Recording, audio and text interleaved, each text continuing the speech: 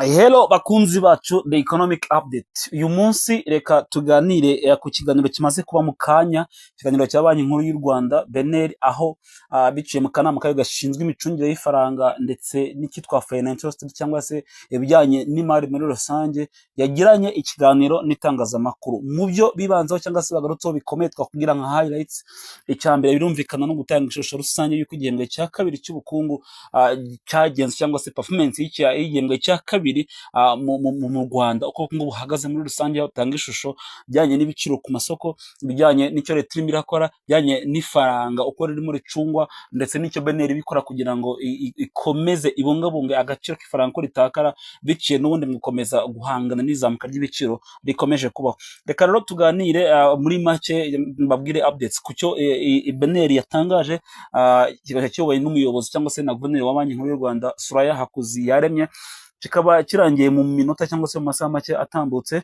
Mu byo bagarutse rero bice icyo wamenya nuko muri rusange ubukungu bw'u Rwanda bukomeje kuba resilient cyangwa se bukomeje kwihagararaho, nubwo hari ama external shocks cyangwa se hari ibibutera biturutse hanze, cyane ko muri iyi minsi hariho intambara zitandukanye zikomeza kuza kuafekta isoko ryo mu Rwanda n'uburyo ibintu bimeze muri rusange. Ariko muri presentation bakoze cyangwa se uyu munsi yagaragaye, akomeza kwerekana yuko mu by'ukuri u Rwanda ari mu bihugu bikomeje guhagarara neza muri rusange. Rero mu gupresenta cyangwa se mu kugaragaza uko ubukungu bw'u Rwanda buhagaze muri rusange mu buryo buri makro cyangwa se mu buryo bwagutse, Banki Nkuru y'u Rwanda yatangiye itangaza ko u Rwanda gifite n'ubundi ibibazo ruhanganye nabyo, birimo izamuka ry'ibiciro, aho icyo kita headline inflation cyangwa se inflation cy'izamuka ry'ibiciro rimaze kugera cyangwa se kiriya gihembwe ryarereye kuri 13 n'ibice bigera ku 8%.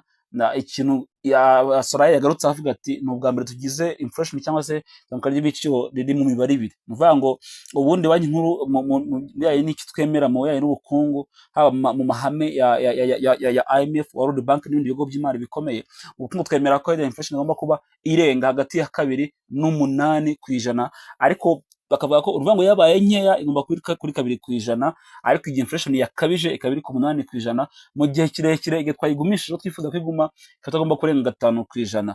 Banki Nkuru y'u Rwanda iravuga iti iki ni ikintu kiri gihamagarira cyangwa se ikintu kiri alarming, kubera yuko 13 karenga ku ijana zamuka ry'ibiciro ni ikintu kidasanzwe, aho tuvuga ko ibintu biba byabaye ibindi. Niyo mpamvu imwe mu myanzuro ya Monetary Policy Committee ya BNR batangaje yuko noneho cyitwa Central Bank Rate cyangwa se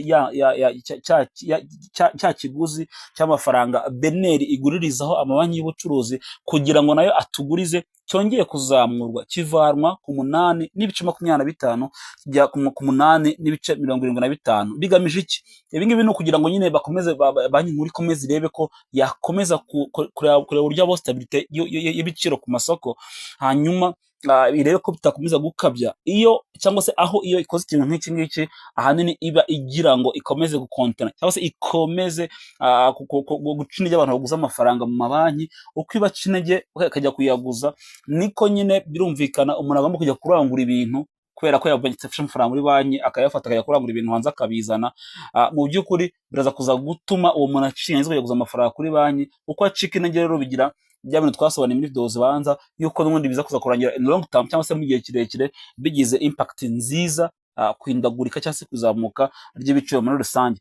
Ikindi none bagarutseho ndacyari ku mafaranga, uretse inflation ikomeje kuzamuka ndetse no kuba umwanzuro wafatwa kunya kuzamura ikiguzi cy'amafaranga BNR iha ibi bigo, nuko bavuze kujyanye na e-payments cyangwa se gukoresha amafaranga mu buryo butari cashless economy, cyangwa se no kwishyurana dukoresha amatelefone n'ibindi bintu bishingiye kuri internet cyangwa se bishingiye ku matelefone atari gutwara amafaranga mu ntoki. Aho BNR yagaragaje ko nyuma y'ukwezi gusa bafashe umwanzuro kugira ngo mu Rwanda introduce cyitwa e-cash, abantu bakoresha e-cash cyangwa se bakoresha uburyo bwa e-cash mu kwishyura bazamutse bagera kuri 4 n'ibice 7. Ni ukuvuga ngo ni 4,400,000 by'abantu bamaze kwiyongeraho ku bakoresha e-payment systems, aho transactions ku munsi zishobora kurenga miliyoni hanyuma ariko hakaba hakirimo nanone akandi kantu gato kuko transactions cyangwa se ibikorwa kuri e-cash bigacamo neza bikiri kuri rate ya 97.6%, bitari bya 100%, kubera ko hakiri imbogamizi yuko umuntu ashobora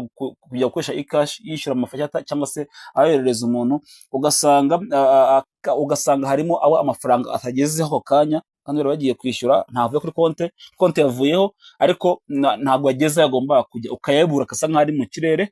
Ibi ngibi rero wabigarutseho cyane, bene umuyobozi nyine Soraya akuze yaremye umuyobozi wa Beneri akomeza kuvuga yuko n'ubundi icyo bagikomeza kurwana nacyo ari ugukomeza kureba ko Beneri ikomeza gukaza monitoring systems zayo kubijyanye n'amabanki no kwana na R-Switch, bakareba kugira ngo amasystem anoge na 2.4% k'abantu bagifite imbogamizi muri transactions bakora kuri e-cash kabe kakemuka, uko igihugu cyifuza ko 100% e-cashless cyangwa se cashless economy igerwaho, abantu ntibakomeze kugendana amafaranga.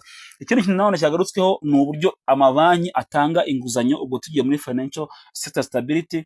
Mu by'ukuri inguzanyo zitangwa mu Rwanda zarazamutse, hano barimo bagereranya ukwezi kwa gatandatu k'umwaka ushize 2025 n'ukwezi kwa gatandatu k'uyu mwaka turimo, bagenda bareba bakavuga ko amafaranga atanga mu nguzanyo yarazamutse ku kigero cyiza, aracyazamuka. Hanga wahita nibaza ngo ko banki ikomeza gukaza ibijyanye no kubona inguzanyo kugira ngo ikiguzi cy'amafaranga gihende kimara guhenda abantu bacika intege kuyakuguza, nibacika intege amafaranga mu bukungu abe make n'aba make bigabanya inflation. Ariko yongeye kugaruka avuga ko cyazasobanura neza yuko n'ubundi banki nkuru y'igihugu ikomeza guhangana nabyo, ni ukuvuga ngo inguzanyo zirazamuka, nyamara icyo Beneri yifuza muri iyi minsi ibiciro bisa nkaho bikomeye kubera bizamuka kubera impamvu nyinshi ziri geopolitique cyangwa se zishingiye ku bijyanye na umutekano ku isi, ahandi dukura ibintu, aho dukora za peteroli n'ibindi. Ahongera avuga ko kubera ko ekonomi yacu kiri gukura, ntabwo abaturage b'u Rwanda cyangwa se abaturage bo mu Rwanda bari babainforme cyangwa se bari bagira amakuru ku bijyanye na finance cyangwa se n'amafaranga, ku buryo iyo Beneri ishyizeho umwanzuro abantu bahita bawukurikiza cyangwa se ngo bumve impact ufite kuri bo, kuko abantu bakomeje kuguza bigaragara. Hanyuma bigaragaza rero ko ibigo by'imari mu byagiciro bigiye birimo, harimo banki z'ubucuruzi, banki nini, harimo ibigo by'imari biciriritse, hakamo ndetse n'icyo twita mutual funds cyangwa se hahandi abantu baguza amafaranga hagati yabo mutubina n'ibindi. Rero hano tubona ko amafaranga menshi aguzwa ahanini hari runini rw'abantu baguza mu mabanki y'ubucuruzi akomeye, hanyuma ibigo by'imari bigakurikiraho.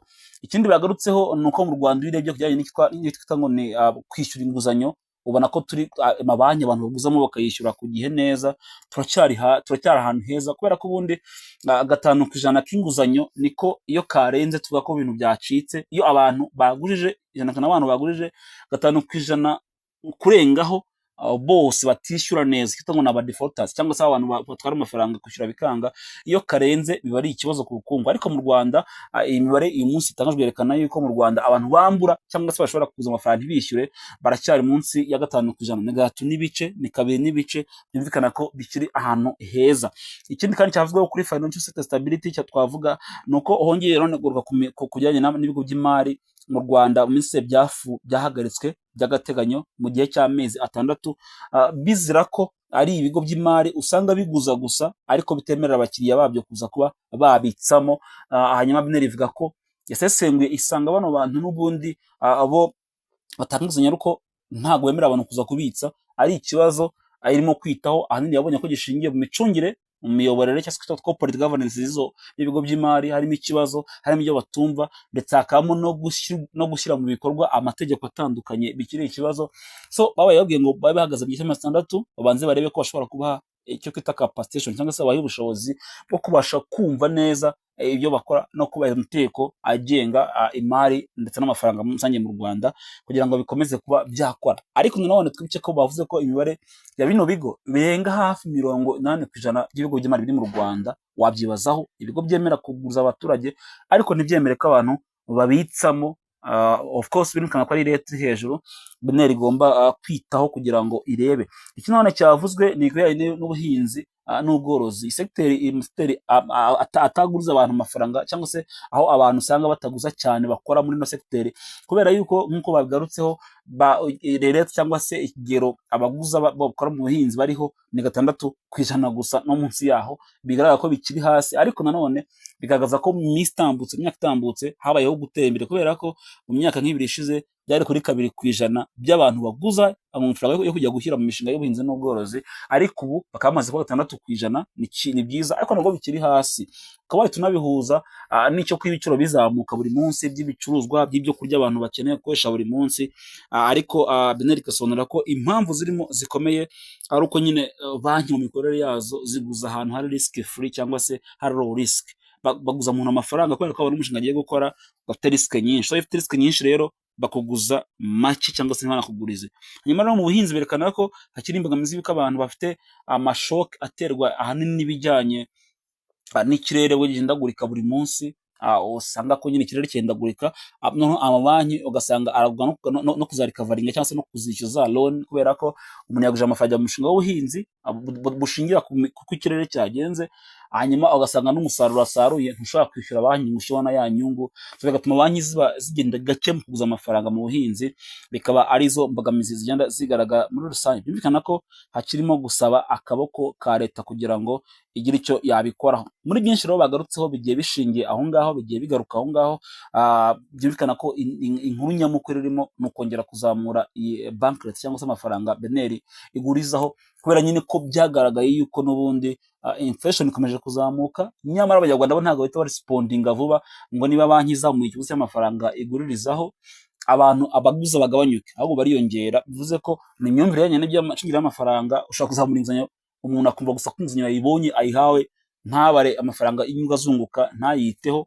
Mu by'ukuri bisaba ko nyine BNL ikomeza kwigisha, ariko nk'uko nyine bivuga harakomeza kubukangurambaga kugira ngo abantu bumve neza uko finance ikora, kugira ngo niba banki izamuye, BNL izamuye ikiguzi cy'amafaranga cyangwa se umukoro w'amafaranga kuzandi mabanki, n'abantu barespondinge vuba vuba, bifashe mu gutuma banki nkuru y'igihugu icyo yifuje kugeraho mu kuzamura ya bank rate igishobora. Birumvikana ko ubukungu bw'u Rwanda nk'uko babivuze buracyari kuri track nziza, buracyakura kuri rate nziza, ariko kubera ko ibiciro bikomeje kuzamuka gutya ku masoko, n'ubundi bidashobora kuzorohera ubukungu bwacu kugira ngo bukure kuri ya rate nziza twari tuzi ko iriho hagati y'8% n'10% ku mwaka. Bivuze ko rero bizagorana, ariko nyine BNL nicyo ikora, ndetse ifatanyije n'ibigo bindi bishamikiyeho nka Minecofin n'ibindi bitandukanye.